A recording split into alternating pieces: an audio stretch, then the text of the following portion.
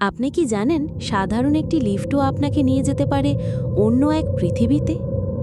শুধু জানতে হবে সঠিক নিয়ম, আর থাকতে হবে অসীম সাহস।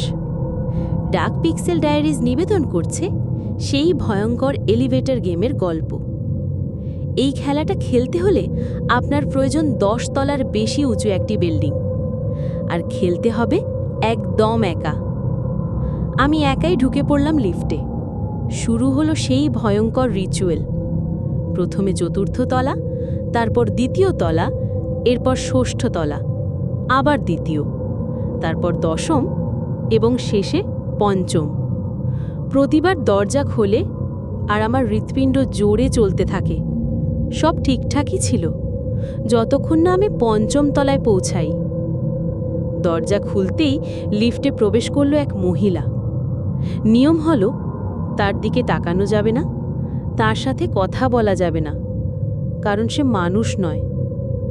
আমি কাঁপতে কাঁপতে 1 নম্বর ফ্লোরের বাটন চাপলাম, কিন্তু লিফট নিচে না দিয়ে ওপরে উঠতে শুরু করল।